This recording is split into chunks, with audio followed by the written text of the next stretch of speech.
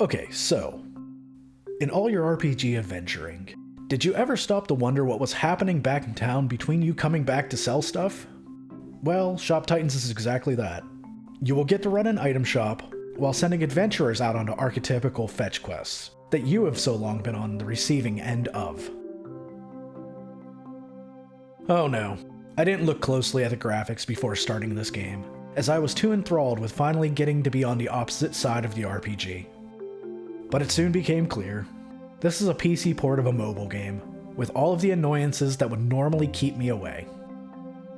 Admittingly, early on, the game's pacing was decent enough.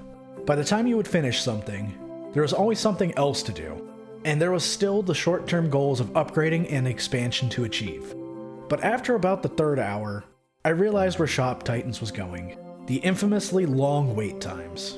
Want to craft a new armor? It'll take about 3 minutes. But you can finish it now for the low price of 50 gems. Gems, of course, being the specialty currency that you will only get a trickle of, like leveling up giving you 5 gems. Okay, before I dogpile too hard on this game, there are some genuinely enjoyable aspects to Shoppe Titans. Like the fact you will have adventurers randomly show up to your shop with items they looted, willing to sell them at a discounted price. While not quite the conveyor belt of common items that I spew vendors while on the adventurer side, I still found it amusing buying high-level items that I couldn't order. I just imagined the twinkle into vendors' eyes in other games when I was selling an epic or a legendary I had no use for, or at least the ones I wasn't hoarding. And I already said this, but the whole idea of sending willing adventurers on fetch quests. Cathartic might not be the word. Maybe comeuppance.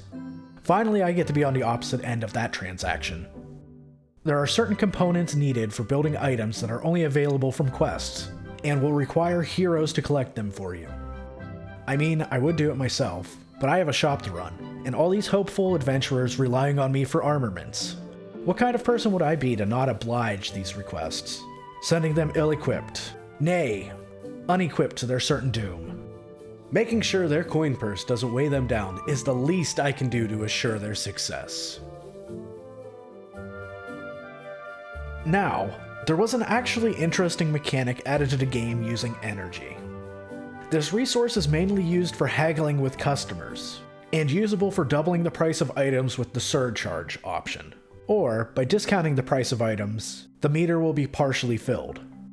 I definitely had a few laughs having a customer standing there, waiting to buy an expensive item, but I wanted to build up enough energy to surcharge them, and giving discounts to the other customers buying cheap basic items to speed up the process. All I can think of is being the car in the drive-thru that has to pull forward, as you watch the next dozen customers get their orders right away. I was trying to figure out if shop layouts mattered. Early on, I felt like the customers would totally ignore certain shelves or tables, while favoring other ones.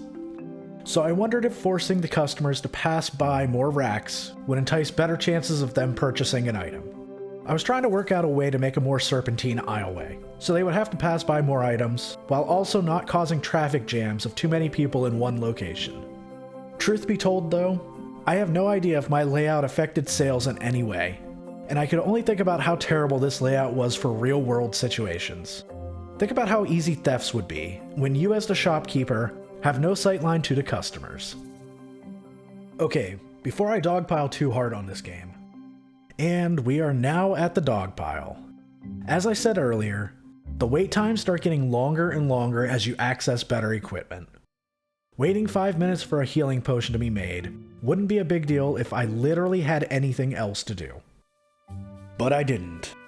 Then customer density is wildly inconsistent, sometimes being at a point where would-be customers leave complaining about your shop being too crowded, to the other extreme of waiting for literal minutes for people to show up at all. Then, there is how long it takes for your adventurers to rest after the fetch quests, especially when you are low on the required regions for making specific items for your shop. Once you are a few hours in, needing to use the premium gems feels like a requirement, because everything is so time-gated. And on top of all of that, there are the prices for the premium content. $18 for a single package? Are you kidding me? Admittingly, I wouldn't pay for anything, but I can almost excuse small $1 or $2 purchases. $18 is just grossly overpriced. I think this is a good enough point to stop this review. While a great concept for a game, massive time gates and ridiculous mobile game microtransaction mechanics absolutely ruin any sort of actual long-term playability. And because of that, I'm not going to recommend this game. Thanks for watching.